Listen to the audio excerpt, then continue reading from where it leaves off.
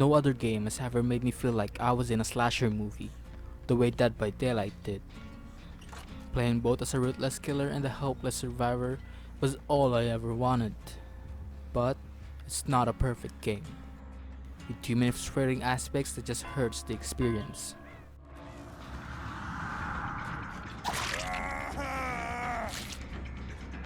Dead by Daylight is an isometric horror game.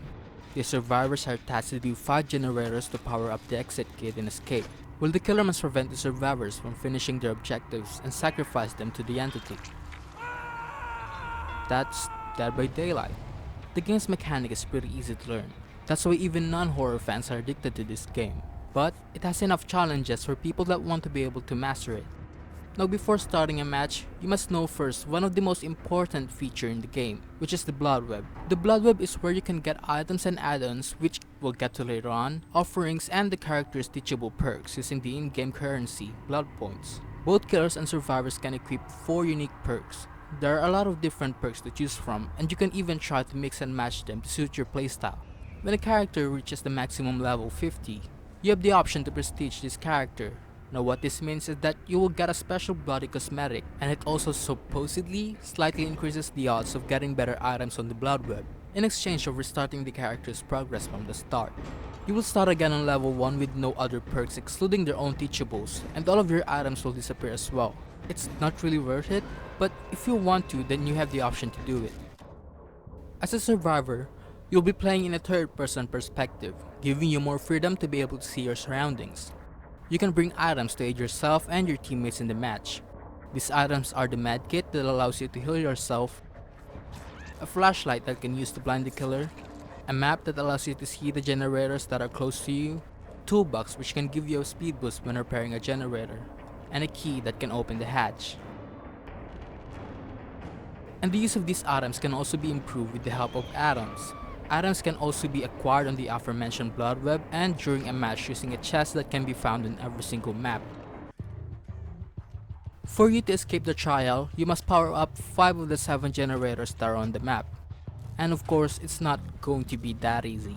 While repairing a generator, a skill check will randomly appear, and failing this means that the killer will be alerted of your location. And when spotted, you will engage in an intense chase accompanied by a heart-pounding music. Killers are a lot faster than the survivors, so you can't just run in a straight line while being chased. To be able to survive the encounter, you must use the resources all around you. You can drop the pallets to stun the killer and force them to break it, giving you more time to be able to run. And there are some areas on the map which can be used to loop the killer. Being able to loop the killer even for just 20 seconds feels very satisfying. It might not sound a lot, but in this game, every single second matters. You can't just crouch on the side of the map and be immersed. Well, you can do that, but you're not really helping the team or yourself by doing that. When I first played DBD for the first time, I was so immersed, always crouching and not doing anything to help my teammates. It was like I was in a slasher movie, but sadly, it always ends the same way. The match will not progress if no one does any gens, so if you know that one of your teammates is being chased, which can be seen on the UI, then run and find the closest gen and hold M1. And please, do not be like this Neo.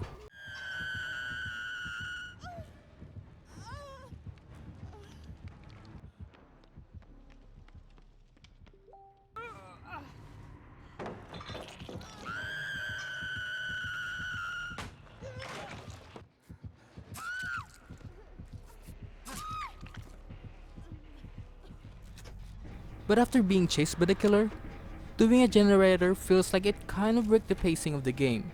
You just had this long intense chase, and the next thing you do is just hold M1 until the gen is done.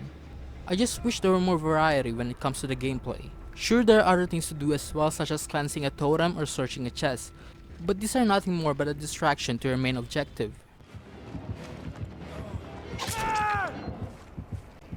And the game has a bit of a problem with balancing.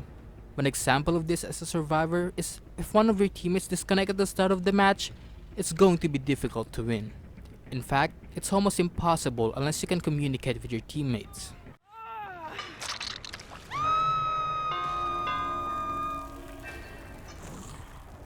Unlike the survivor's third-person point of view, killers will play from a first-person perspective, and survivors will take advantage of this and hide, so you must always be aware of your surroundings. There are a lot of different killers to choose from, each having their own unique abilities. Sure, some killers are better than others, but you will never be matched with the same killers every single time because of their powers. It really all comes down to your personal preferences. As mentioned earlier, if a survivor fails a skill check or makes a loud noise, the killer will be able to see it with a visual cue, alerting you of their location. And you must also look out for their scratch marks. When running, survivors will leave a scratch mark on the wall, letting you know which direction they're going.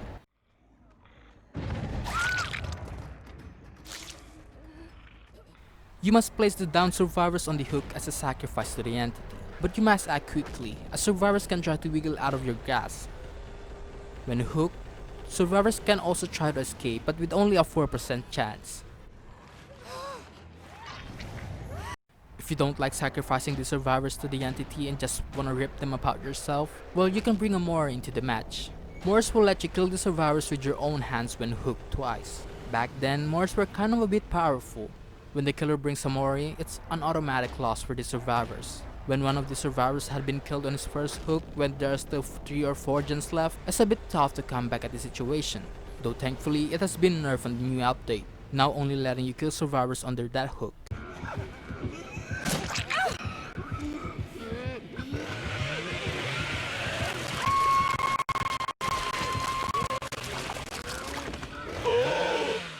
Playing as the killer is a lot more intense and stressful than the survivors, as it requires a lot of focus. One simple mistake and it could lead to you not having any kills at all.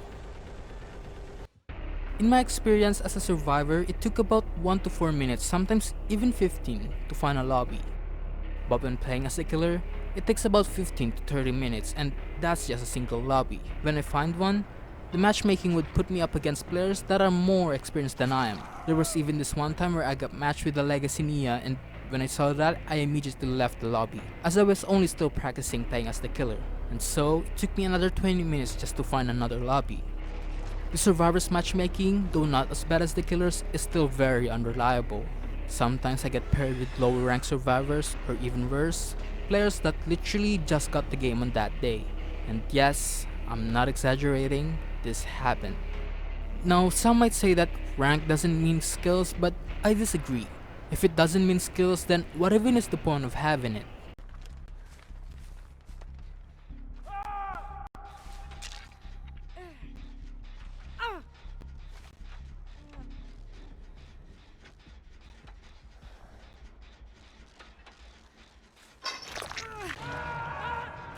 And now let's talk about the bugs. The game is littered with so many of them that it's basically a meme in the Dead by Daylight community at this point.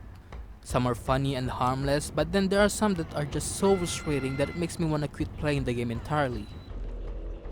Of course, these glitches on the list are the only ones that I encountered, and only the game-breaking ones. If I added every single bug that I encountered, then we'll be here forever. These glitches are not only annoying, but it also punishes its players for no reason. I even contacted the game's help support numerous times so I could get all of the progress that had been lost. And to this day, I still can't receive blood points after playing a match, so I don't really have incentives into playing it.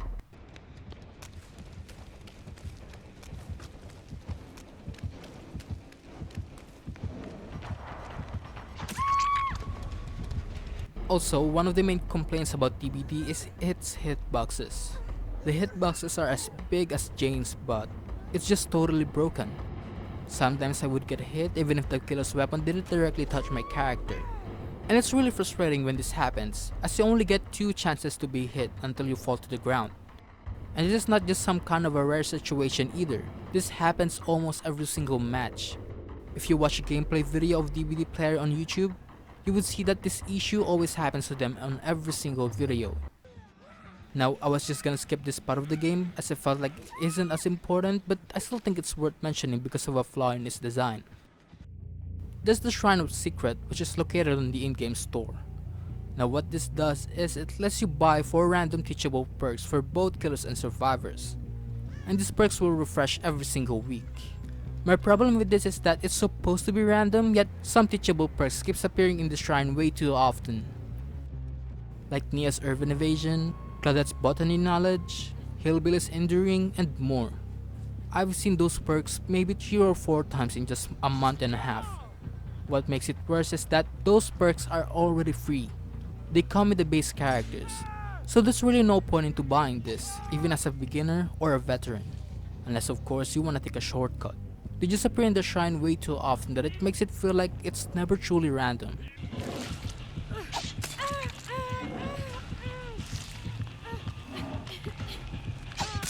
And there's the toxicity. Of course, every multiplayer game has this, and Dead by Daylight is not an exception. But somehow it just feels worse in here. Killers can and would sometimes tunnel and facecam the survivors, which makes for a very frustrating experience. And it's not just the killers either. Even the survivors can be toxic to their own teammates and the killer, by body blocking them or teaming up with the killer so that they could survive. Some even use cheats to ruin the game. And when the match is over, the end game is always full of non-stop bullying and harassment. It's really depressing when all of this happens. I like getting hurt, sure, but not my feelings. The game has been out for 4 years now and is still getting lots of updates and new content, with each chapter having its own unique look and feel. The game is pretty scary in the first few hours. Not knowing what to do and panicking when hearing the killer's terror rages is all very intense and fun, especially when faced against Michael. But after playing for a while, the game's horror aspect just kind of disappeared. It felt more like a competitive game with horror elements, and sometimes it can even be hilarious because of the bugs.